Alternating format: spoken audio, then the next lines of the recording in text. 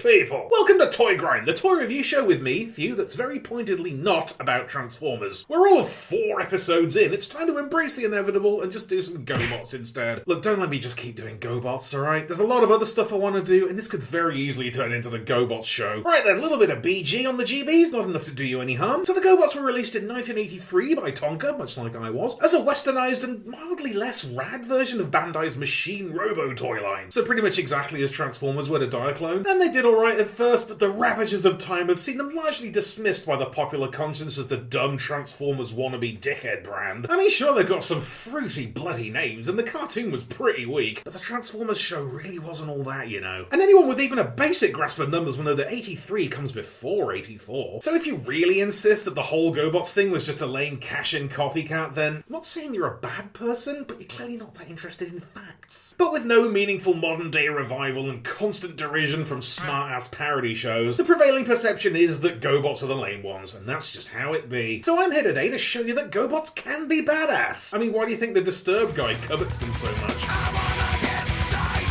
Here it comes, wreck a party like it don't matter. This is Destroyer. Yes, indeed, this renegade tank face was a re-release of the Machine Robo DX Leopard A4 robot, and he showed up on these shores in the first wave of the Super GoBots, easily identifiable as the big ones. And I only got him about a year ago, but I always sort of wanted him as a kid. But do you know how frustrating it is knowing there's a GoBot out there that turns into a tank, but its name isn't Tank, but there's another one called Tank that isn't a tank? As if the whole GoBots Robo Machine Robo Machine Men thing wasn't enough of a head frig. So looking at this robot design, I can kind of see why the GoBots are a bit cheesy for some people's palates. Like, it's doofy and clumsy and obvious, but it's honest. It just says, what if a tank stood up? I mean, check out that bod. It's like an armor-plated cliff face. Just an ominous border wall of ice-cold die-cast heftitude in murky camo with the entire tank turret just plonked on top. I'm all about this whole cannon phase thing, man. It's just so blatant, and it's a very GoBots thing to do. And mechanically it works, like it's got a whole 360-degree head spin, but in Destroyer's case in particular, it's kinda creepy. I mean, at least with Bug Bite and like Zemon and all the other car face bros, you can kind of make believe that the windscreens are a sort of de facto eye visor, but Destroyer comes off like some hellish eyeless ghoul or just the world's weirdest Cyclops. Anyway, check out these dorky little chopping mall Johnny 5 arms, like beep boop can of soup. Love the cheeky clank kabamps and this peculiar Megatron-esque arm-mounted peck pipe thingy. It's not great, honestly, but I at least appreciate that he gets a weapon. But it looks daft on the arm and just magnitudes dafter on the face. Why is that even a feature? Legs are a smidge strange, like they're clearly just some tank treads balanced on end, and they're placed right at the back of this weirdly long ass, so he's always sort of leaning into you like a weirdo. He's also packing a tertiary torso on treads Go-Go Centaur mode, which, not gonna lie, that's awesome. And honestly, it's sort of comforting, because I'm not convinced his feeble old toes can be relied upon at 35 years of age. I mean, check out the stress mark on the poor old gun barrel there, no doubt from bearing the brunt of 3 decades of face plants. Good album title. So it's hardly the slickest robot mode, but there's something undeniably appealing about a mean-ass military cyborg whose face is a massive gun. Destroyer don't play.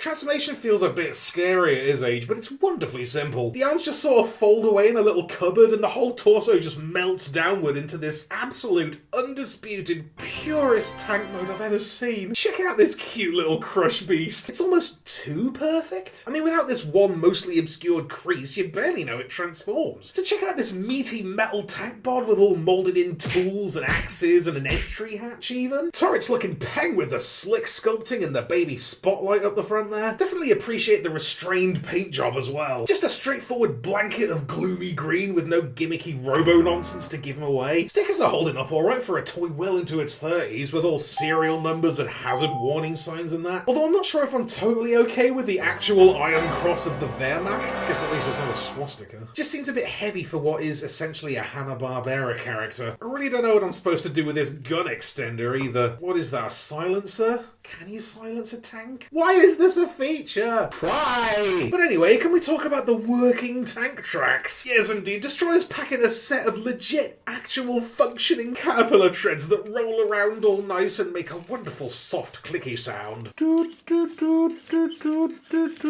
the very cautious 35-year-old functioning rubber caterpillar doot-de-doo. You won't even go backwards, so it's actually just a doot.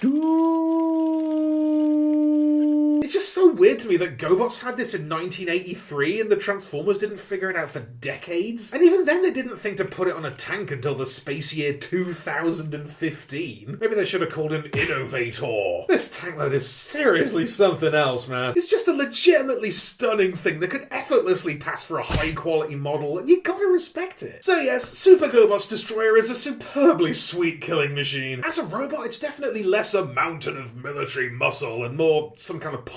But he's just an endlessly charming B-lister and an icon of what was so strange and endearing and good bad about the GoBots. And this isn't really even one of the decent ones. I mean, the likes of Leader 1 and Space E were just light years ahead of their Transformer counterparts. And at the very least, the GoBots had some planes that were different to each other. So if you're still content to sit there and smirk and just write off the GoBots because they're so lame, dude, then you're either stupid or you're an arsehole. GoBots are cool, and